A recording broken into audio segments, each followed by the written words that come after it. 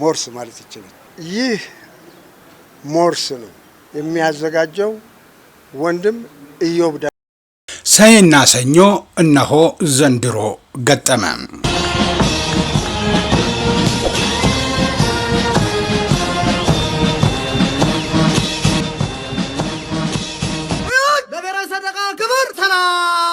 ሰኔና ሰኞ ሲገጥም እንዲህ ይሆናል የሚለውን ታሪካዊ አመጣጥ በተመለከተ ዳዊት ወየሳ የተባሉ ጸሐፊ የጻፉትን ጽሑፍና አንጋፋው ጋዜጠኛ የአፈሊቅ አክሊሉ ልጅ ጋሼ ንጉሴ አክሊሉ ታሪካዊ ማስረጃ በመጥቀስ አቅርቦት የነበረውን እማኝነት በምድር ኃይል ፎሌን፣ በአየር ኃይል ፓሬድ፣ በባህር ኃይል ማስተሪንግ ሲደረግ በሞርስ የበላይ ጠባቂ ፈቃድ ወደ እናንተ እናደርሳለን። አብራችሁን ቆዩ።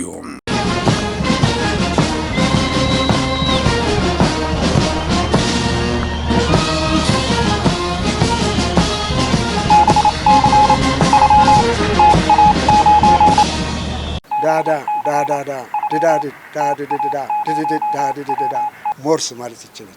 ይህ ሞርስ ነው የሚያዘጋጀው ወንድም ኢዮብ። ዓለም ከተፈጠረበት ወይም የቀን መቁጠሪያ ከተጀመረበት ጊዜ ጀምሮ ሰኔና ሰኞ በአስገራሚ መንገድ በየተወሰነ ዓመት ይገጥማሉ ሲሉ ጽሑፋቸውን ይጀምራሉ። ዳዊት ከበደ ወየሳ የሰኔና ሰኞ ነገር አስገራሚነቱ በዚህ የሚጀምር መሆኑን ሲገልጹ ሰኔና ሰኞ አሉ። ሰኔና ሰኞ በ5 እና በ6 ዓመታት ልዩነት ይመጣና ቀጥሎ በ5 እና 6 በመደመር በየ11 ዓመት ይመጣል። ይህም አንድ አበቅቴ ይሆናል። ሰኔና ሰኞ ሌላም አስገራሚ ባህሪ ያለው በ100 ዓመት ውስጥ 2 ጊዜ በጎዶሎ 2 ጊዜ በሙሉ ቁጥር እያከታተለ ይመጣል። ከሌሎች ወራት በተለየ ሰኔና ሰኞ በፈረንጅ ካላንደር ከገጠመ በሳምንቱም በኢትዮጵያ የጊዜ መቁጠሪያ ሰኔና ሰኞ መልሶ ይገጥማል። የሰኔና ሰኞን ግጥምጥሞች እንደ ዋዛ ፈዛዛ በጨዋታ መልክ የሚያልፉት ሰዎች የመኖራቸውን ያህል በአውደ ቀመር የተካኑ ስለ መጠቅ በምጥቅ እና በጥልቅ የሚያውቁ የጥንት አባቶች ግን ነገሩን በዋዛ የሚያዩት አይመስልም። እንዳፈ ታሪኩ በኢትዮጵያ ክፉ ቀን የምንለው ረሃብ፣ በሽታና ጦርነትን ነው። የሰው ብቻ ሳይሆን የከብት በሽታ ጭምር የኑሮ ሚዛን የሚያዛባበት አጋጣሚም አለ። በ1880ዎቹ መጀመሪያ ላይ በኢትዮጵያ አስከፊ ረሃብ ሲቀሰቀስ በስተኋላም ብዙ ቸነፈር ሲወርድ ሰኔና ሰኞ ገጥሞ ነበር።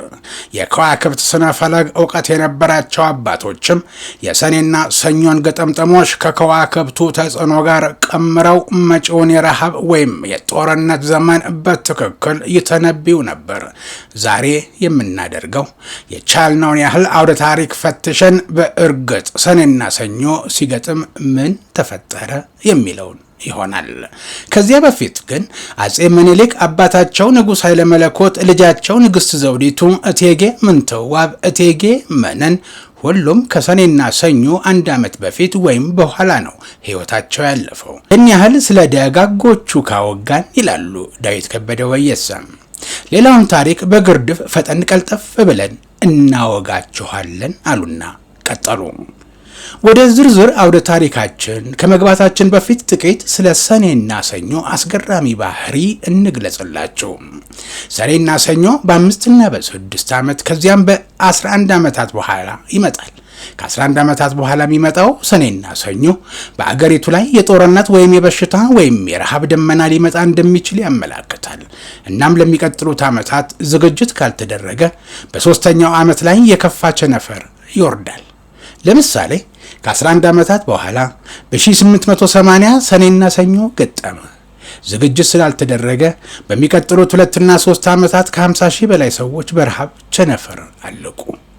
የሰኔና ሰኞ መጥፎ ግጥምጥሞች ተምሳሌቶች የንጉሥ ሳህለ ሥላሴ አባት መረድ አዝማች ወሰን ሰገድ ከጦርነት በኋላ በዚያው ዓመት በብርቱ ቆስለው ሞቱ።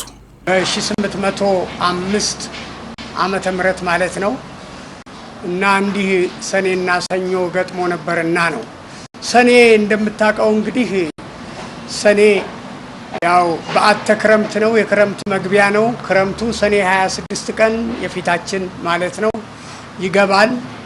የሰኔ ዕዳው ሰኔና ሰኞ የገጠመለት ነው ይላሉ ሊቃውንቱ። ምንድነው የሆነው? በ18ኛው መቶ ክፍለ ዘመን ላይ ወሰን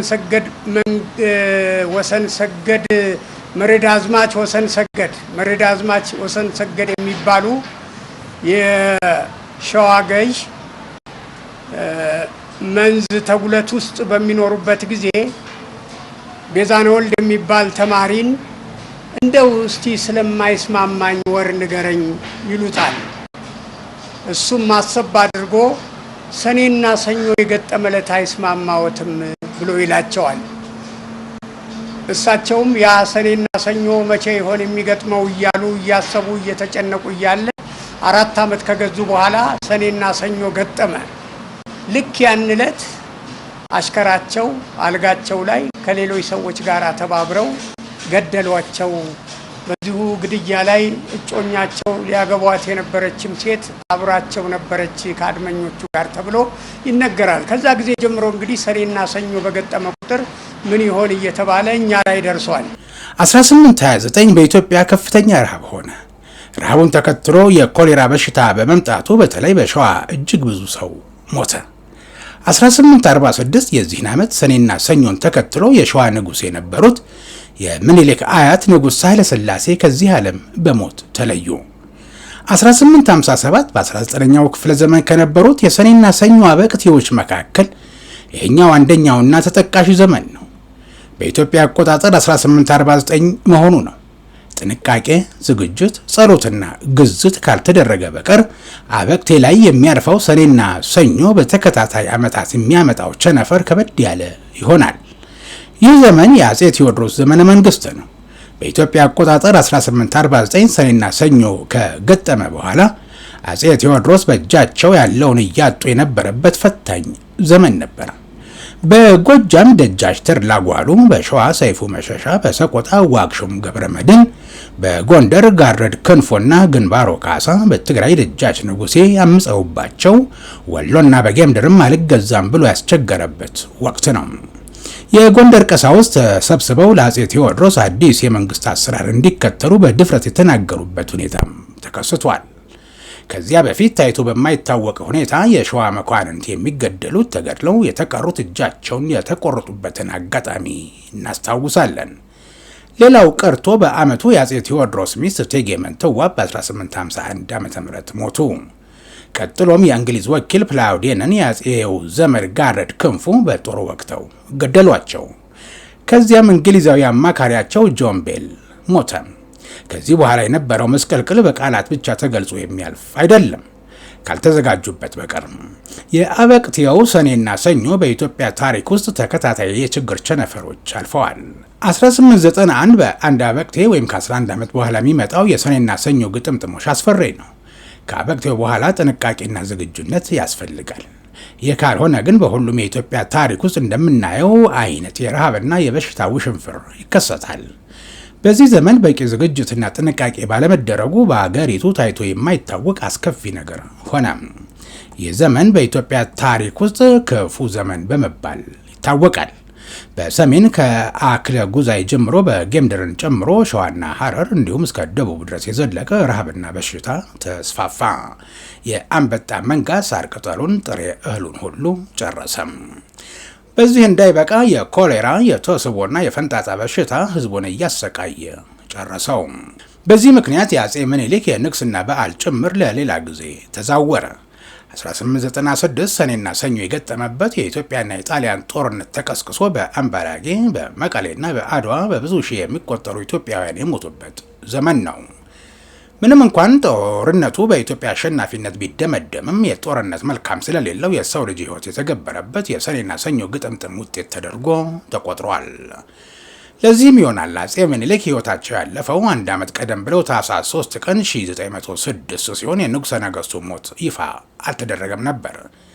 አባታቸው ንጉሥ ኃይለ መለኮት በተመሳሳይ ሁኔታ ከሰኔና ሰኞ ግጥምጥሞሽ 1 ዓመት ቀደም ብለው ነው ያረፉት። 1925 ይህ ወቅት የሰኔና ሰኞ ግጥምጥም ዓመት ቢሆንም ህዝቡ ከህዳር በሽታ ገና ማገገሙ ነበር። የህዳር በሽታ በንፋስ መጥቶ 40 ሺህ ህዝብ ጨረሰ። አልጋ ወራሹና ንግስቲቱ ጭምር ታመው አገገሙ። ህዝቡም ወደ ፈጣሪው እግዚኦታውን አበዛ። ሆኖም በዚህ ዓመት ማለትም በኢትዮጵያ አቆጣጠር 1917 ሰኔና ሰኞ ስለሚገጥም ምን ይሰማ ይሆን ጆሮ ተብሎ ሲጠበቅ አስገራሚ ነገር ሆነ። የንጉሥ ሳህለ ሥላሴ የልጅ ልጅ የዳስ ዳርጌ ልጅ ወይዘሮ ፀሐይ ወርቅ ዳርጌ በአልጋ ወራሽ ተፈሪ መኮንን ላይ አስገራሚና የተቀነባበረ የመግደል ሙከራ አስደረጉ። ዓላማውም አልጋ ወራሹን በማስገደል ልጅ ኢያሱን እንደገና ወደ ስልጣን ለማምጣት ሲሆን ተኩሶ ለመግደል ከተመደቡት ሰዎች መካከል መሐመድ አባ ሻንቆ አነጣጥሮ ሲተኩስ ጥይቱ ከሸፈበት። በሌላ አቅጣጫ አልጋ ወራሹን ለመግደል የተመደበው ሰው ደግሞ ሊተኩስ ሲል እጁ ዝሎበት ስለተንቀጠቀጠ መተኮስ አቅቶት ተያዘ። አልጋ ወራሽ ተፈሪም ከሞት ተርፈው በመግደል ሙከራ የተካፈሉት ሰዎች በሙሉ ታሰሩ። ይህም ሰኔና ሰኞ በገጠመበት የሰኔ ወር በመከናወኑ ህዝቡ ወይ ሰኔና ሰኞ እያለ ይገረም ነበር። 1923 ሰኔና ሰኞ በገጠመ በዓመቱ ንግሥተ ነገሥታት ዘውዲቱ ምኒልክ ሕይወታቸው አለፈም። 1928 በዚሁ ዓመት በኢትዮጵያ አስደንጋጭ ነገር ተፈጠረ። የጣሊያን ወረራ ተደረገ። ሰኔና ሰኞ ገጠመ። ጣሊያኖች ከሰሜን አልፈው ማይጨውን ተሻግረው አዲስ አበባ ገቡ። ዘመኑ ለኢትዮጵያውያን የከፋ ሆነ። 1951 ሰኔና ሰኞ ሲገጥም ሊመጣ ይሆን መባሉ አልቀረም። ሆኖም በቀጣዩ ዓመት በ1953 ንጉሠ ነገሥቱ ለጉብኝት ወደ ብራዚል በሄዱበት ወቅት የክቡር ዘበኛው ጦር አመፅ አስነስቶ የመፈንቅለ መንግስት ሙከራ አደረገም። ኢትዮጵያ ለመጀመሪያ ጊዜ አይታ የማታውቀውን የተቀነባበረ የመፈንቅለ መንግስት ሙከራ አስተናገደች። በጀነራል መንግስቱ ንዋይና በገርማሜ ንዋይ የተመራው መፈንቅለ መንግስት የ600 ሰዎችን ሕይወት ቀጠፈ። ብዙዎች ታሰሩ፣ ጥቂቶች ተሰደዱ። በንጉሠ ነገሥቱና በኢትዮጵያ መንግስት ላይ ግን ጥቁር ጠባሳ ጥሎ አለፈ የታሳሱ ግርግር። በኢትዮጵያ አቆጣጠር 1956 ሰኔና ሰኞ ገጠመ። ይህንኑ ተከትሎ ምን ይመጣ ይሆን ተብሎ ሲጠበቅ አንድ አዲስ የመንገድ አዋጅ ወጣ። ከሰኞ ሰኔ 1 ቀን ጀምሮ በግራ በኩል ይሄዱ የነበሩ ወደ ቀኝ፣ በቀኝ ይሄዱ የነበሩ መኪኖች ደግሞ በግራ በኩል እንዲያሽከረክሩ ህግ ወጣ። ከዚያ ቀን በፊት መኪኖች በሙሉ አሁን በሚሄዱበት በተቃራኒ መንገድ ነበር የሚሄዱት። ከዚያ ወዲህ ግን የመኪና መንገድ አካሄድ መቀየሩን በአባት ዕድሜ የነበሩ ሰዎች ወይ ሰኔና ሰኞ እያሉ በመገረም ሲያወሩ እንሰማ ነበር ይላሉ ዳዊት ከበደ ወየሳ። በታሪክ እንደማስታውሰው በ1950ዎቹ መጨረሻ የመኪና መሪ ድሮ በቀኝ በኩል ነበር። በኋላ አሁን እንዳለው በግራ በኩል የሆነው በዚሁ በ59 መጨረሻ ላይ ነው። እንዲሁ ሰኔና ሰኞ የገጠመለት ነገር ተደረገና አዲስ አበባ ውስጥ ሰኔና ሰኞ ገጠመ። ምን ይሆን ምን ይፈጠር ይሆን ተብሎ በጣም ተፈራ። ግን እንደተፈራው አልሆነም። ሰኔና ሰኞ አለፈ። እንዲሁ ሰኔና ሰኞ ሲገጥም መንግስት ተገለበጠ። የንጉሠ ነገሥቱ ወንበር ትርፍ ቤትና የግል መሬት ተወረሰ። ተቃዋሚዎች በዙ። ቀይ ሽብር ተፋፋመ። ንጉሠ ነገሥቱም ተገደሉ። ከ1976 ጀምሮ የተከሰተው የረሃብ ቸነፈር ከኢትዮጵያ አልፎ በመላው ዓለም ተሰማ። በሌላ በኩል ደግሞ ከዚህ ዓመት ጀምሮ በሰሜን ኢትዮጵያ የሚደረገው ጸረ ደርግ ትግል ተጠናክሮ ቀጠለ። 1981 ለኢትዮጵያ ክፉ የጦርነት ዘመን ሆኖ ነው ያለፈው። በሰሜን ኢትዮጵያ የሻዕቢያ የወያኔና የኢህዴን ተዋጊዎች በጣም የተጠናከሩበት፣ የኢትዮጵያ ጦር ሰራዊት ደግሞ ተስፋ የቆረጠበትና ብዙዎች በየቀኑ የሚሰዉበት ዘመን ነበር። በ5 በ6ና በ11 ዓመት የሚመጣው ሰኔና ሰኞ ቀመሩ ይቀየርና ከ8 ዓመታት በኋላ ሰኔና ሰኞ ይገጥማል። ኤርትራ ከኢትዮጵያ የተነጠለችበት እንደዚሁ በ1984 ዓ.ም ሰኔና ሰኞ የገጠመለት ነው እና የሰኔ ዕዳው ሰኔና ሰኞ የገጠመለት ነው።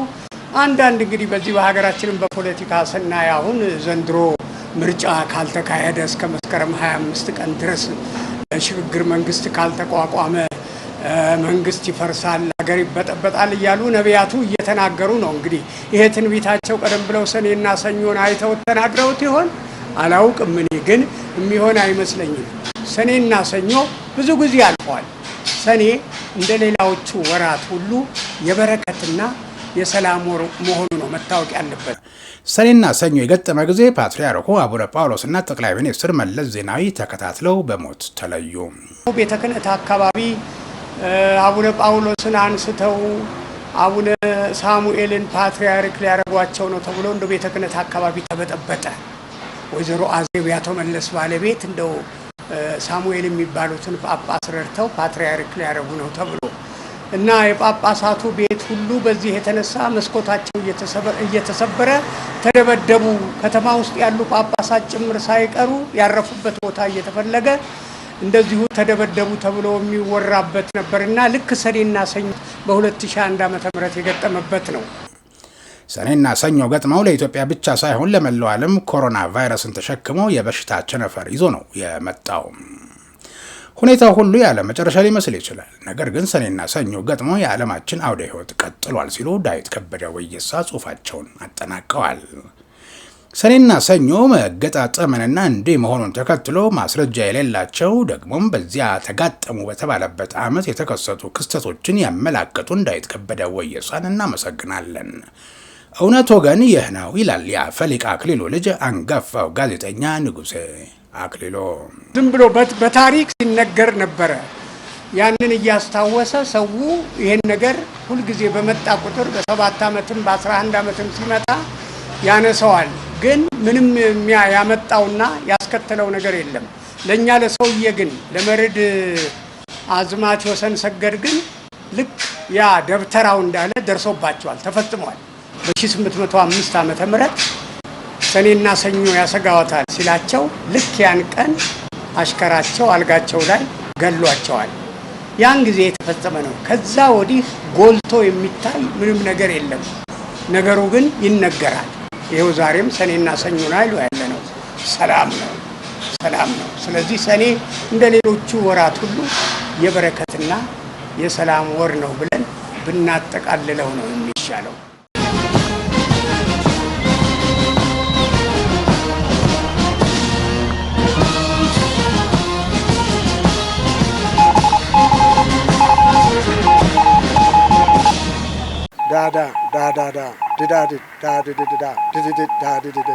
ሞርስ ማለት ይችላል። ይህ ሞርስ ነው የሚያዘጋጀው ወንድም ኢዮብ ጋሽ ንጉሴን ለታሪካዊ ማጣቀሻው ልባዊ ምስጋናችን ይድረስልን። የተወደዳችሁ የዛሬው ልዩ መሰናዶ በዚሁ አበቃ። በቀጣይ በሌላ መርሃ ግብር እንገናኛለን። እስከዚያው ድረስ ጤና ይስጥልኝ።